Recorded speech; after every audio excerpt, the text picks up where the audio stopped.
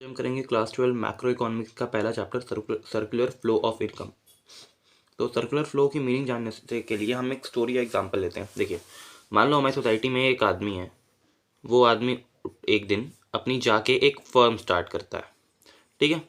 अब वो जो फर्म स्टार्ट करेगा तो वो कुछ ना कुछ प्रोडक्शन करेगा। वो प्रोडक्शन करने के लिए उसे 4 चीज़ों की सबसे ज़्यादा ज़रूरत होगी। अब वो किसी भी तरह की फर्म लगाए, कुछ भी बिजनेस करे, उसे ये 4 चीज़ें सबसे ज़रूरी चाहिए रहेंगी। सबसे पहली है लैंड, दूसरी है लेबर, तीसरी है कैपिटल, और चौथा वो खुद, जिसे हम कहते हैं एंटरप्रेन्योर। तो वो तो एंटरप्रेन्योर हो गया, तो ये रिक्वायरमेंट तो पूरी हो गई। दूसरी चीज़ है लैंड। अब देखो, वो मान लो अपनी कोई शॉप खोलता है या फैक्ट्री डालता है, तो वो सबसे पहले ज़मीन पर फैक्ट्री डालेगा। तो आएगा, भाई फर्म है, वो आएगी। अब सारी ज़मीन किसके पास है? आम आदमी के पास है। आम आदमी को हम क्या कहते हैं? House hold. आम आदमी को हम कहते हैं हाउस होल्ड। तो वो इस हाउस होल्ड से क्या करेगा? लैंड को रेंट पे ले लेगा। लैंड को रेंट पे ले लेगा। ठीक है। अब उसने मान लो फैक्ट्री डाली, फैक्ट्री के लिए लैंड रेंट पे ले ली, फैक्ट्री बनाएगा, प्रोडक्शन स्टार्ट करेगा। प्रोडक्शन कौन करेगा? लेबर करेगा। अब लेबर फ्री में तो आएगा नहीं, लेबर आएगा तुम्हारा वेजेस पे। तो लेबर को वेजेस देके उसने लेकर रख लिया। तीसरा, उसे ये सब करने के लिए कैपिटल चाहिए, पैसा चाहिए। भाई धंधा स्टार्ट करना है, तो कैपिटल कहाँ से मिलेगा? भाई बैंक में हमने पैसे जमा कर रखे हैं, वही पैसा बैंक उसको लोन में देगा। तो बैंक से उसको लोन मिल जाएगा और बैंक को दे देगा इंटरेस्ट। ठीक। तो ये 4 चीज़ें जो हमने बताई, लैंड, लेबर, कैपिटल, एंटरप्रेन्योर, इसे हम कहते हैं factor of production. Factor of production है ये 4 चीज़ें, और इनके बिना कोई भी प्रोडक्शन एक्टिविटी आप स्टार्ट नहीं कर सकते हैं। ठीक। ये चारों चीज़ें कौन देगा? हाउस होल्ड यानी आम आदमी। भाई ज़मीन हमसे किराए पे लेगा, लेबर हम में से ही कोई जाके वहाँ काम करेगा, चाहे कोई काम करे, कोई भी काम कर रहा है किसी फैक्ट्री में तो उसे लेबर कंसिडर करते हैं। तो हमसे लेबर लेगा। कैपिटल, हमारा पैसा बैंक में था, वही गया है उसके पास। और एंटरप्रेन्योर, हम में से ही कोई उठ के गया है ये काम करने। तो ये चारों चीज़ें, इन्हें हम कहते हैं फैक्टर सर्विसेज। इन्हें आप पहले कहोगे फैक्टर सर्विसेज। तो ये फैक्टर सर्विसेज है। ये कौन देता है? हाउस होल्ड देता है फर्म को। भाई ये सर्विसेज है, सारी दे रहा है। अब सर्विसेज फ्री में तो देगा नहीं, उसके बदले में कुछ ना कुछ तो मांगेगा। तो लैंड पे भाई रेंट मिलता है, लेबर को वेजेस देगा, कैपिटल पे इंटरेस्ट मिलेगा, एंटरप्रेन्योर ये खुद अपना तो प्रॉफिट रखेगा, तभी तो सारा काम कर रहा है ये। तो ये चारों चीज़ें मिलेंगी इनको, इसे आप कहते हैं फैक्टर इनकम। ये हो गई आपकी फैक्टर इनकम। ठीक। फैक्टर इनकम कौन देगा? ये फर्म देगी हाउस होल्ड को। ठीक।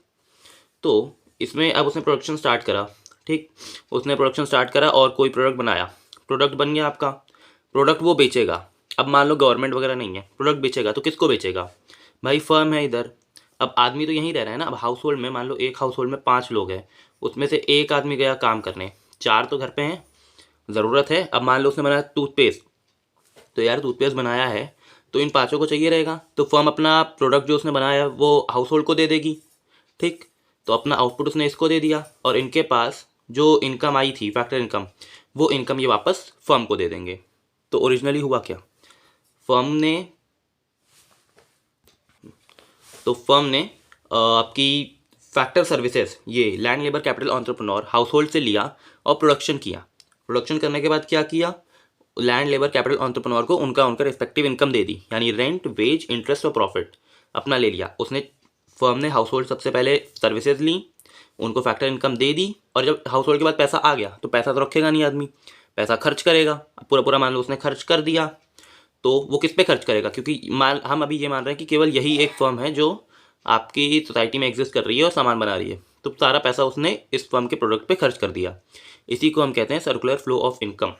इसे एक बार रीड करें तो, it refers to cycle of generation of income in the production process, its distribution among the factor of production, and finally its circulation from household to firm in the form of consumption expenditure on goods and services produced by them। यानी सबसे पहले income generate हुई, production process हुआ, उसमें income generate हुई।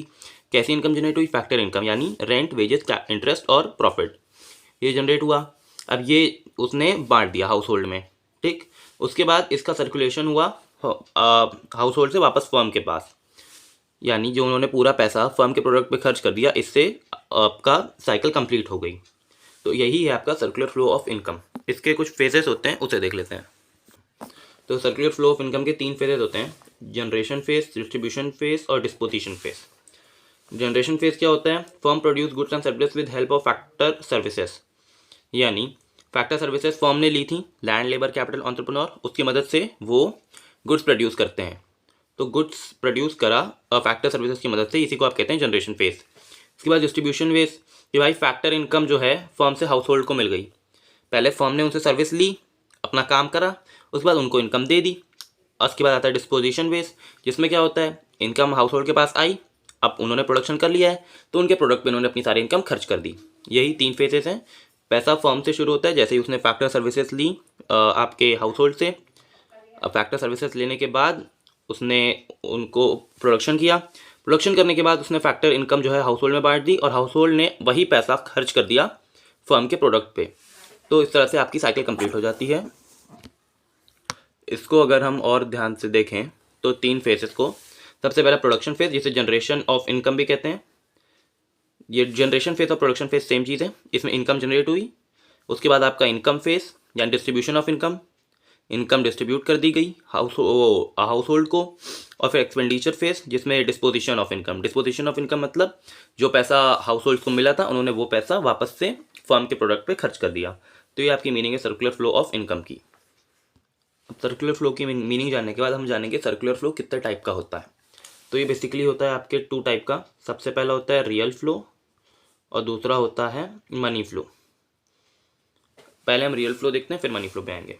Real flow क्या है आपका, real flow refers to flow of factor services from household to firms and corresponding flow of goods and services from firm to household. इसका मतलब क्या हुआ, देखो रियल फ्लो आगे अगर हम रीड करें तो there is only exchange of goods and services between the 2 sector without involvement of money. ये आपकी मेन चीज़ है, पैसे की इन्वॉल्वमेंट नहीं होती है, केवल आपकी फैक्टर सर्विसेज इधर से उधर जाती हैं और गुड्स जाते हैं। आगे बढ़ें तो real flow determine the magnitude of growth process in an economy. Example हम लास्ट में देखेंगे। तो देखो इसमें क्या होता है कि हमने अभी पढ़ा था कि हाउस होल्ड जो है फर्म को देते हैं आपकी factor services, land labour capital entrepreneur. House hold है, यहाँ से फैक्टर सर्विसेज गई आपके फर्म के पास और फर्म ने क्या करा, उससे प्रोडक्शन करा और गुड्स एंड सर्विस बना के दे दी हाउस होल्ड को। यही है आपका रियल फ्लो। देखो उसमें और भी चीज़ें होती थी, जैसे इन्होंने सर्विस दी तो इनको इनकम मिलेगी, फिर वो इनकम इस पर खर्च करेंगे, लेकिन वो दूसरा पार्ट है, वो मनी फ्लो का हिस्सा है। रियल फ्लो में क्या होता है, नाम में है रियल। रियल मतलब ऐसी चीज़ जिसे आप सच में देख छू सकते हो। ऑल्दो मनी को भी देख छू सकते हैं, लेकिन गुड्स एंड सर्विसेज जो हैं उनको आप एक्चुअल में यूज़ कर सकते हो। देखो इसमें लैंड लेबर कैपिटल एंटरप्रेन्योर, ये सारी फैक्टर सर्विसेज हैं आपकी, हाउस होल्ड के पास थी, उन्होंने फर्म को दे दी, फर्म ने प्रोडक्शन करके गुड्स और सर्विस बनाया तो वो गुड्स एंड सर्विस इन्होंने हाउस होल्ड को दे दिया। इसको आप फिजिकल फ्लो भी कहते हैं।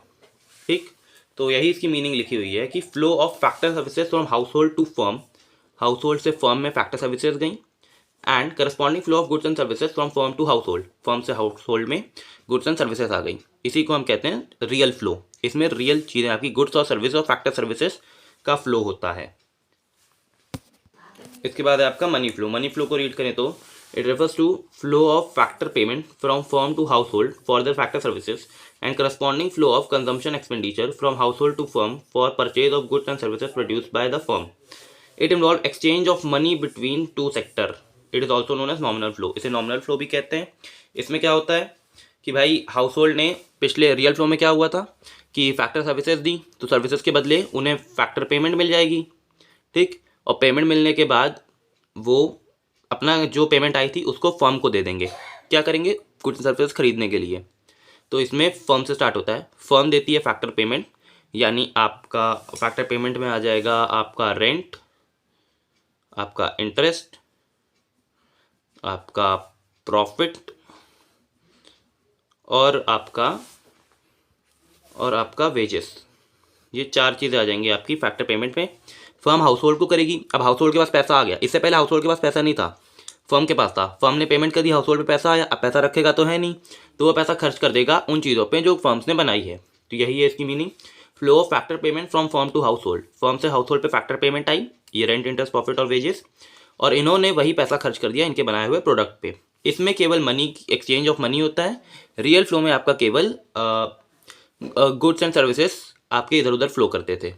हाउस होल्ड से फर्म में पहले सर्विस जाती थी, फैक्टर सर्विस और गुड्स एंड सर्विसेज आती थी हाउस होल्ड के पास। इसमें फर्म फैक्टर पेमेंट करता है और वही ये एक्सपेंस करते हैं, मतलब खर्चा करते हैं फर्म के बनाए हुए प्रोडक्ट पे। इसे नॉमिनल फ्लो भी कहा जाता है।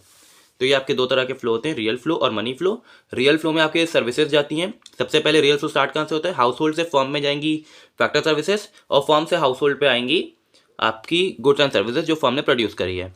ये मनी फ्लो कहाँ से स्टार्ट होता है, मनी फ्लो स्टार्ट होता है फर्म पेमेंट करता है हाउस होल्ड को, और हाउस होल्ड वही खर्चा कर देता है फर्म के बनाए हुए प्रोडक्ट्स पे। आगे हमारा एक और छोटा सा कंसेप्ट है जिसे हम कहते हैं स्टॉक एंड फ्लो। हमने रियल फ्लो मनी फ्लो पढ़ा, तो ये वही फ्लो है। और दूसरी चीज़ है स्टॉक।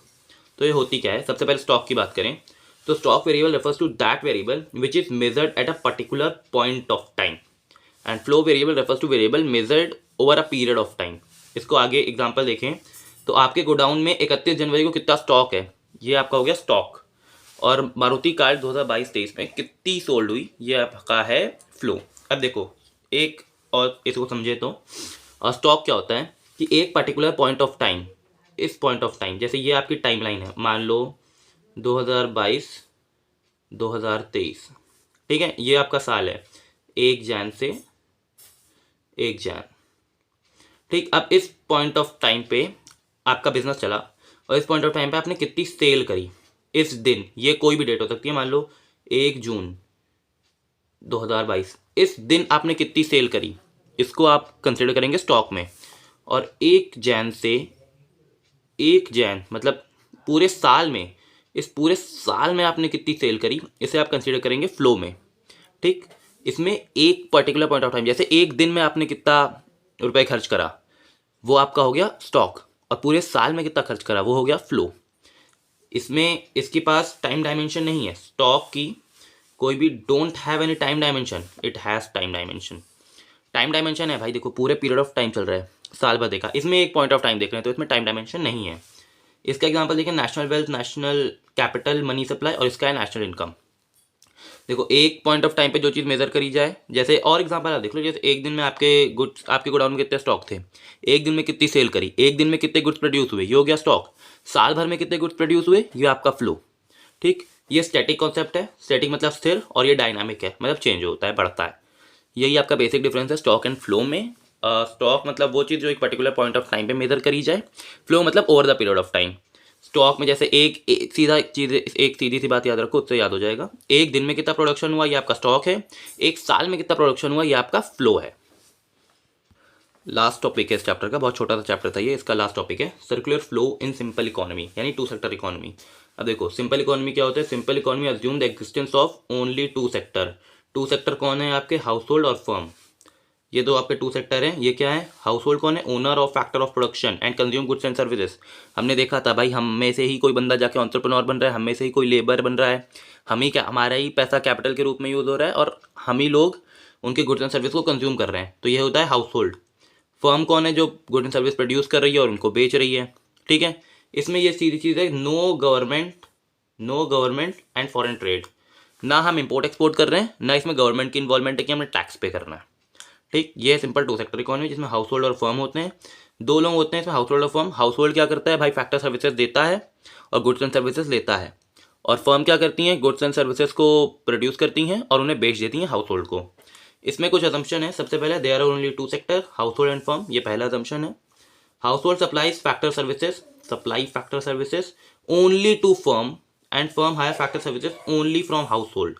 यानी हमने जैसे देखा था कि ये जो आपका फर्म है वो फैक्टर सर्विसेज केवल हाउस होल्ड से लेगा, क्योंकि और ऑप्शन भी नहीं है उसके पास, ना गवर्नमेंट है ना फॉरेन ट्रेड है, तो वो फैक्टर सर्विसेज कहाँ से लेगा, केवल हाउस होल्ड से।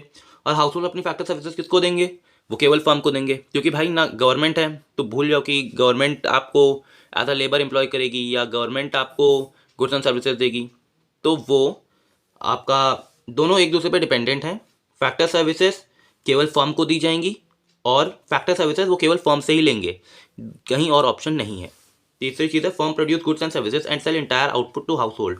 जितना भी आउटपुट प्रोड्यूस होता है फर्म का वो पूरा हाउस होल्ड को दे देगी, और house hold receive factor income for the services and spend the entire amount of consumption of goods and services. जितना भी पैसा उसको मिलता है आपके हाउस होल्ड को, वो पूरा गुड्स एंड सर्विसेज में खर्च कर देता है। यानी फर्म ने जो गुड्स एंड सर्विसेज बनाई हैं उसे खरीदने में पूरा पैसा खर्च कर देता है। लास्ट पॉइंट है there are no saving. No saving मतलब ये है कि अगर फैक्टर्स पेमेंट के रूप में हाउस होल्ड को 100 रुपये मिले हैं तो वो गुड्स एंड सर्विसेज पे 100 रुपये के 100 रुपये खर्च कर देगा, 1 रुपये बचाएगा नहीं। तो इस circular flow in simple economy को समझने की कोशिश करें तो इधर है आपके हाउस होल्ड, इधर है आपकी फर्म, ठीक। अब शुरुआत कहाँ से होती है? तो हाउस होल्ड क्या करते हैं, सबसे पहले वो देते हैं फैक्टर सर्विसेज। हाउस होल्ड देंगे अपनी सर्विसेज, जिन्हें आप कहते हैं फैक्टर सर्विसेज, वो देंगे आपके फर्म को, ठीक है। अब फर्म क्या करेगी, इसके बदले उन्हें करेगी पेमेंट, जिसे आप कहते हैं फैक्टर पेमेंट। फैक्टर पेमेंट होगी आपके हाउस होल्ड को, ठीक। इसके बाद आपका फर्म जो है हाउस होल्ड आपके कंजम्पशन एक्सपेंडिचर करेंगे, ये आपका करेंगे कंजम्पशन एक्सपेंडिचर।